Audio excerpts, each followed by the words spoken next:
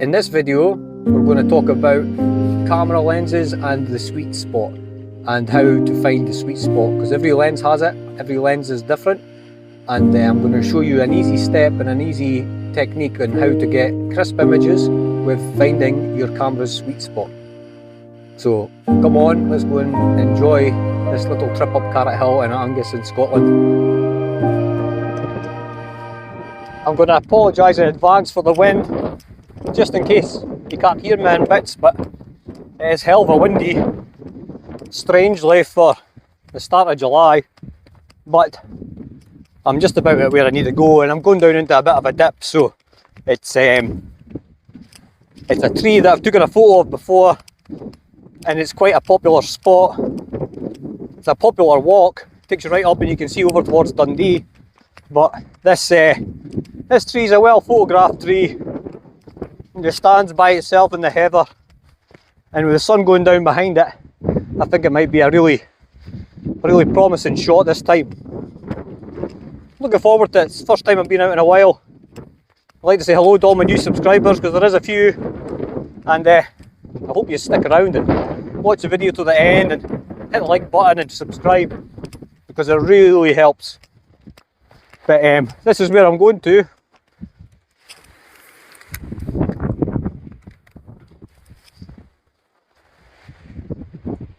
There's a cracking tree there, but that's the usual focal point, but this seems to be catching my eye with the sun behind it.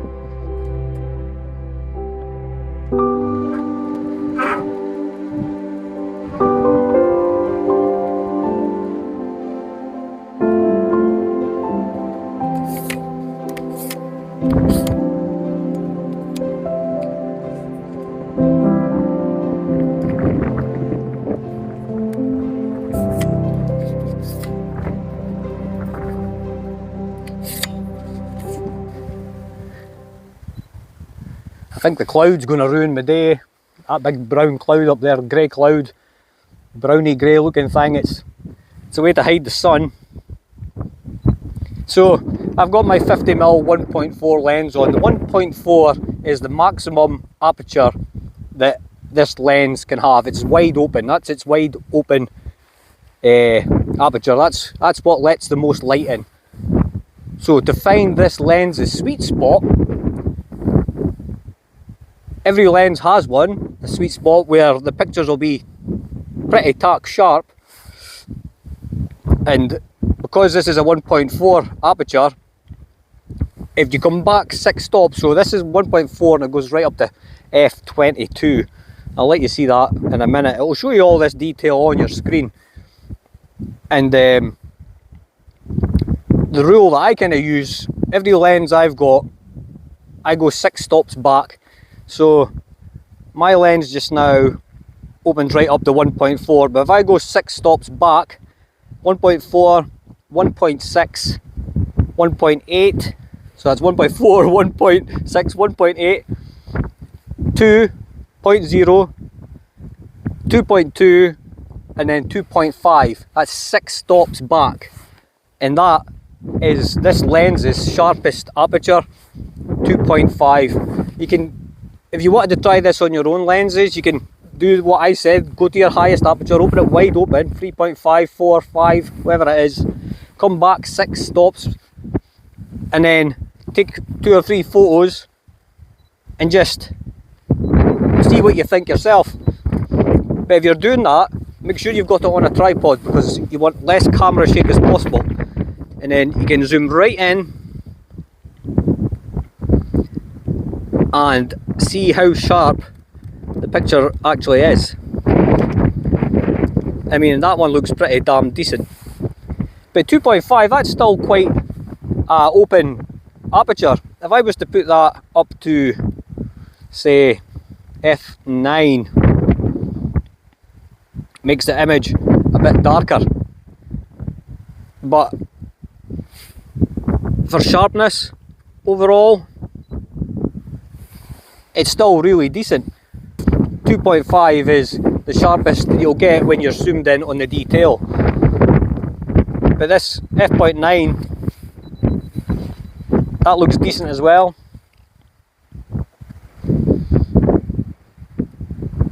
it's all to do with the lens, and it's all to do with the different aperture settings. I mean, because this is 1.4, that's a really low light lens. So if you're, well, I use it for weddings and stuff like that, because if you're in dark rooms and places that aren't well lit, these lenses really do save you from going higher up in your ISO.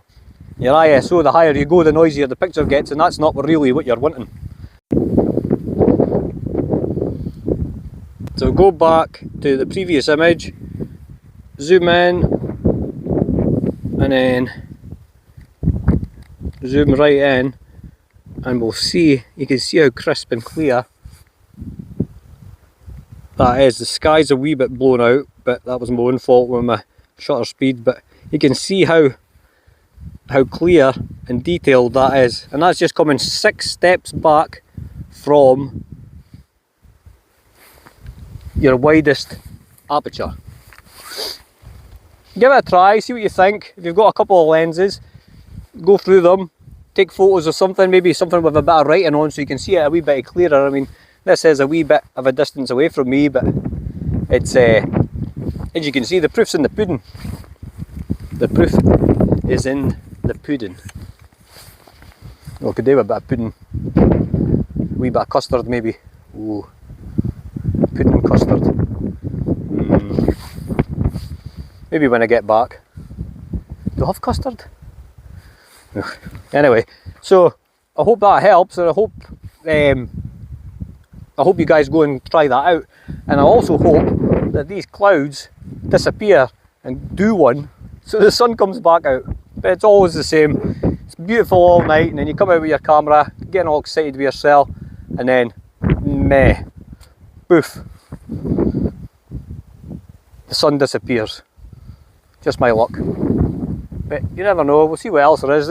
The tree is not the only subject that's here.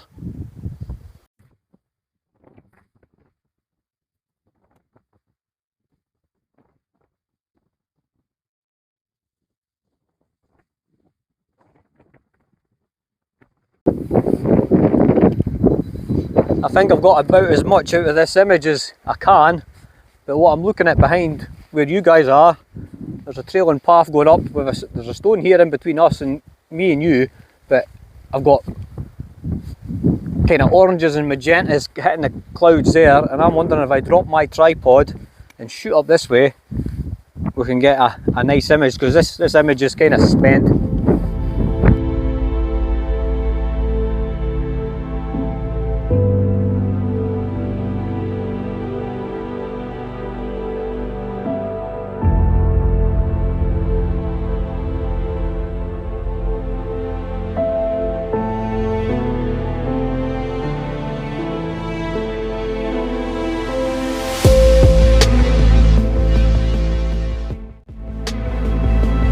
Another wee tip, when I'm doing landscape photography, I always expose for the sky. That's a little secret. Expose for the sky, and then in all the dark shadow areas, you can, if it's not too dark, you can revive all the colours, you can take up the shadows, and you're already exposed to the sky, and you get the detail back in the rest of the picture. That's just a wee tip that you can maybe try out the next time you go out with your camera. Stupid. Your camera. Aye, go out with your camera. Aye. Just get out with your camera and try these little things. Subscribe to the channel and listen to my shite, and you'll be your pictures will get better.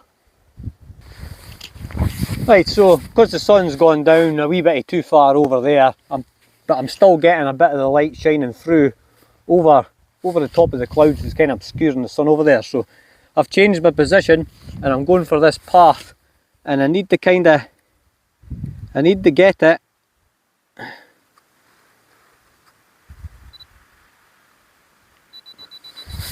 before the light disappears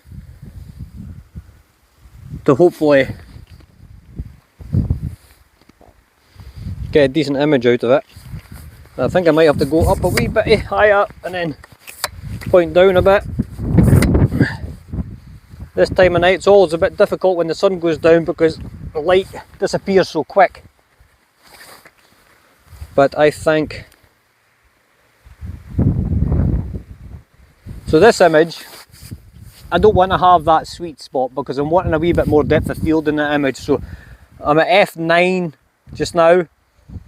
I'm on my tripod, but I don't want to zoom in too close, so I'm going to go up a wee bit. I don't want to focus too close, sorry. So I'm going to focus there. Come back, so I focused at the middle of the image there, and it just gives me a wee bit more depth of field. I'm getting a wee bit more detail at the bottom, a wee bit more detail in the middle, but less detail at the bottom, at the bottom third of the image, and it just gives a wee bit more depth of field and a wee bit more character to the image, which I kind of really like.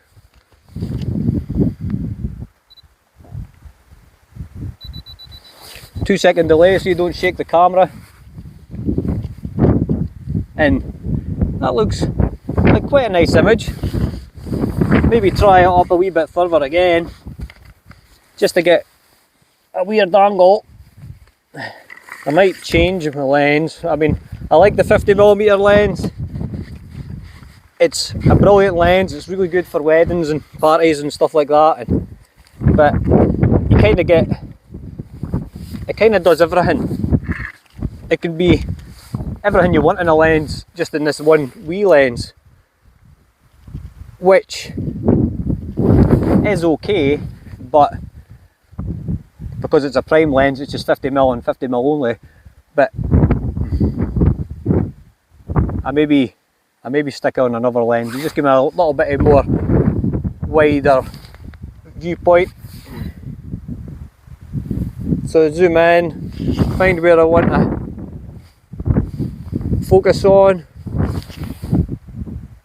hit the focus, come back out.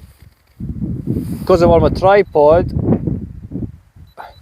I've put it down to, I've got f.9 and I'm on 1/6 of a second on the shutter speed. But that's just to give me a wee bit more detail. Because it's windy, I just want a wee bit more detail in that.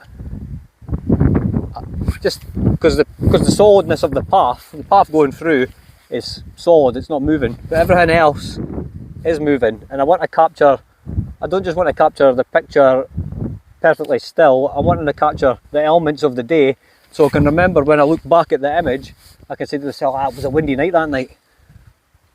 And that's the true story of the picture. It was windy, not it was frozen and everything was perfect, because that's not the way it was.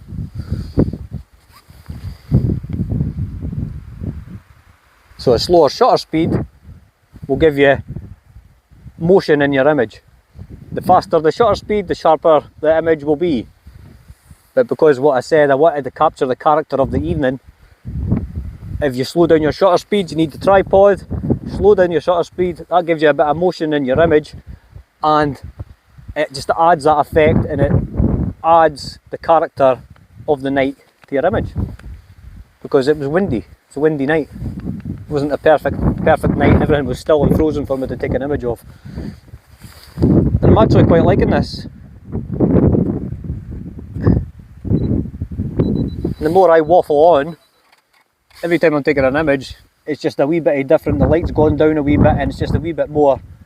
It's a wee bit more to choose from when you go back and you're flicking through your images. I quite like that. I like the way the stones are affecting the front.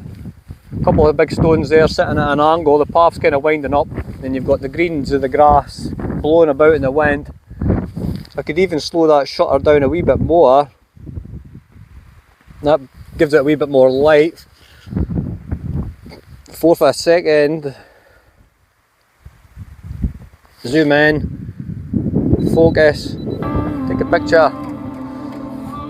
Aye.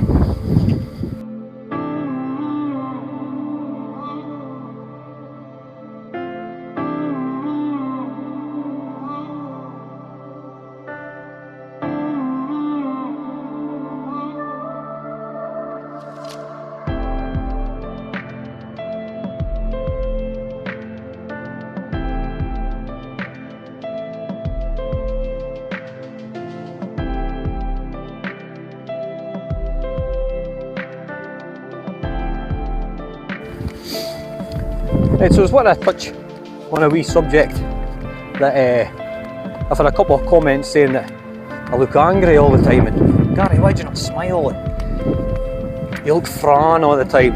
Well, I'm not an angry guy, and maybe I don't feel confident enough smiling. I don't know what it is. But if you're watching my video and subscribing to my channels, don't think I'm an angry guy, because I'm not. Don't think this boy, look at him, he looks like a funk. He's got a bald head and a ginger beard, and he's for the hills of Scotland. Don't be stereotypical. Don't judge a book by its cover, because I'm a really nice guy, and maybe I should smile a bit more. Wait. Right, I'll go and try it just now, will I?